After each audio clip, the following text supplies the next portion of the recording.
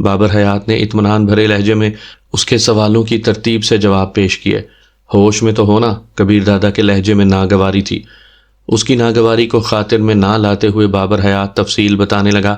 اخلاق حسین شاہ کے 2 آدمی کسی کام سے ایس پی کے خفیہ ٹھکانے پر گئے تھے۔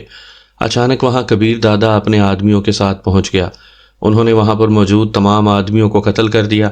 بس اخلاق حسین کا ایک آدمی گولی لگنے کے باوجود بچ گیا اور اس نے فوراً اخلاق حسین کو کال کر کے ساری بات بتا دی۔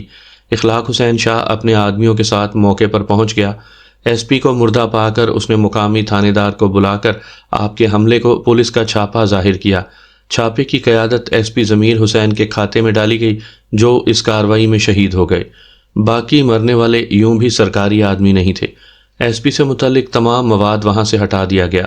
یہ کام کرتے ہی شاہ جی نے تمام گینگز کے بڑوں کو فی الفور شہاب صاحب کے ٹھکانے پر بلایا۔